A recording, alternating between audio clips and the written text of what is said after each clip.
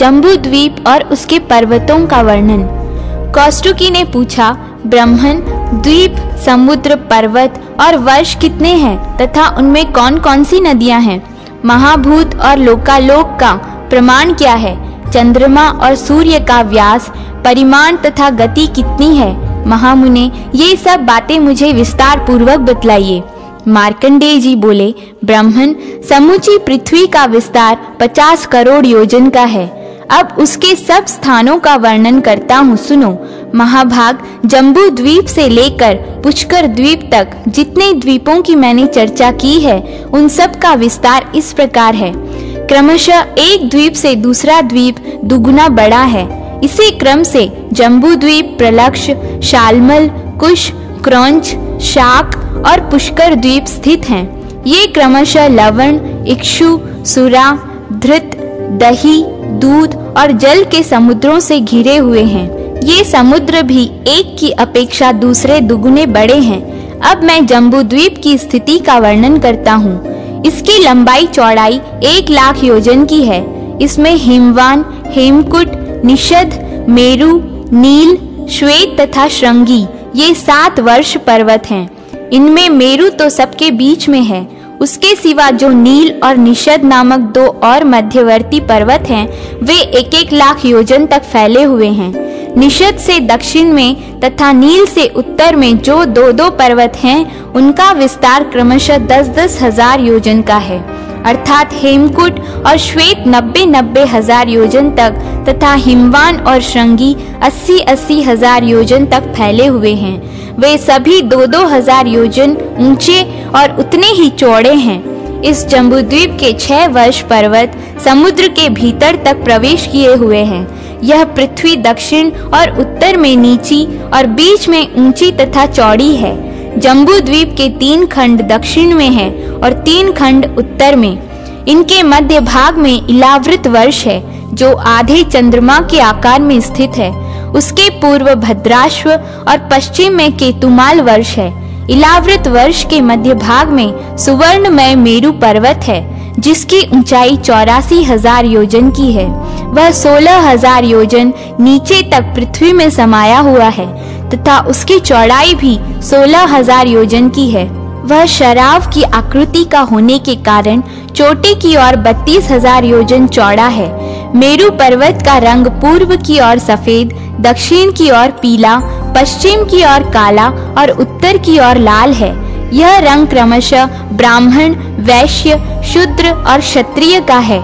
मेरु पर्वत के ऊपर क्रमशः पूर्व आदि दिशाओं में इंद्रादि 8 लोकपालों के निवास स्थान हैं। इनके बीच में ब्रह्मा जी की सभा है। वह सभा मंडप 14,000 योजन ऊंचा है। उसके नीचे विष्कंभ रूप से 4 पर्वत हैं, जो 10-10 हजार योजन ऊंचे हैं। वे क्रमशः पूर्व आदि दिशाओं में स्थित हैं।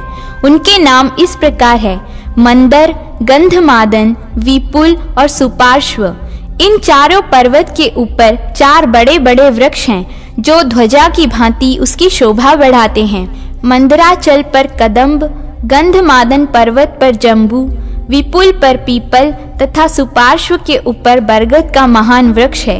इन पर्वतों का विस्तार 1100 योजन का है।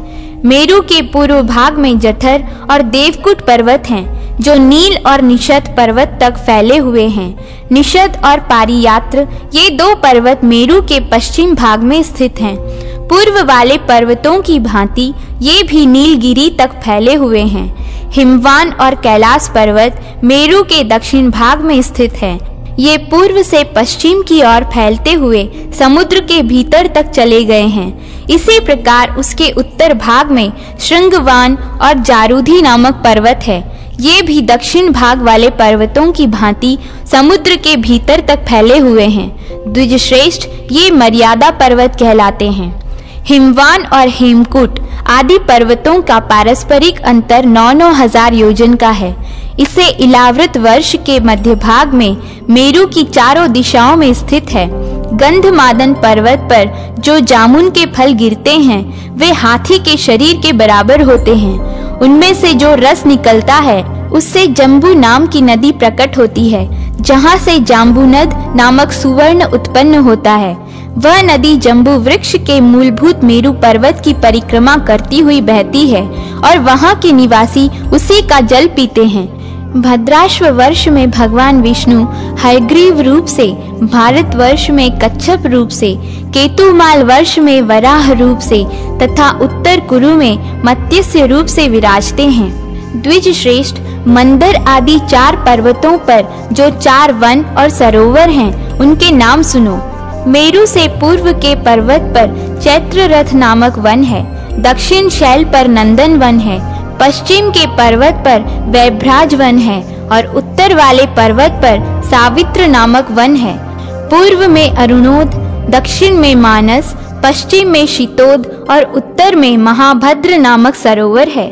शीतार्त, चक्रमुंज, कुलीर, सुककवान, मणिशैल, वृषवान, महानील, भवाचल, सुविंदु, मंदर, वेणु, तामस, निषद तथा देवशैल, ये महान पर्वत मंदराचल से पूर्व दिशा में स्थित हैं। त्रिकुट, शिखराद्रि, कलिंग, पतंगक, रुचक, सानुमान, ताम्रक, विशाखवान, श्वेतोदर, समूल, वसुधार, रत्नवान, एकशृंग, महाशैल, राजशैल, पिपाठक, पंचशैल, कैलाश और हिमालय, ये मेरु के दक्षिण भाग में स्थित हैं। सुरक्ष, शिशिराक्ष, वैदुर्य, पिंगल, पिंजर, महाभद्र, सुरस, कपिल, मधु, अंजन, कुक्कुट, कृष्ण, पांडुर, सहस्त्र शिखर, पारियात्र और श्रृंगवान, ये मेरु के पश्चिम विष्कंभ विपुल गिरि से पश्चिम में स्थित हैं। शंखकूट, वृषभ, हंसनाभ, कपिलेंद्र, सानुमान, नील, स्वर्ण श्रृंग, 7 श्रृंग, पुष्पक, मेघ, विरजाक्ष, वराहाद्रि, मयूर तथा जारूधी, ये सभी पर्वत मेरु के उत्तर भाग में स्थित हैं। इन पर्वतों की कंदराएं बड़ी मनोहर है। हरे भरे वन और स्वच्छ जल वाले सरोवर उनकी शोभा बढ़ाते हैं। वहाँ पुण्यात्मा मनुष्यों का जन्म होता है। द्विजश्रेष्ठ, ये स्थान इस पृथ्वी के स्वर्ग हैं। इनमें स्वर्ग से भी अधिक गुण हैं। यहाँ नूतन पाप पुण्य का उपार्जन नहीं होता। ये देवताओं के लिए भी पुण्य भोग के ही स्थान हैं। इन पर्वतों पर विद्याधर, यक्ष, किन्नर, नाग, राक्षस, देवता तथा गंधर्वों के सुंदर एवं विशाल वास स्थान हैं।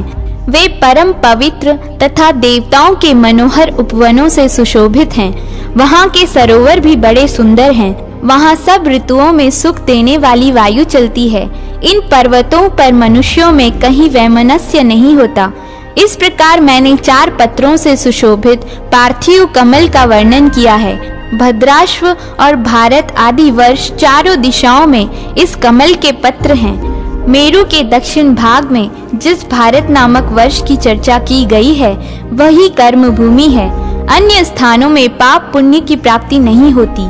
अतः भारत वर्ष को ही सबसे प्रधान समझना चाहिए, क्योंकि वहाँ सब कुछ प्रतिष्ठित है। भारत वर्ष से मनुष्य स्वर्गलोक, मोक्ष, मनुष्य लोक, नरक, तिर्यक योनि अथवा और कई गति जो चाहे प्राप्त कर सकता है।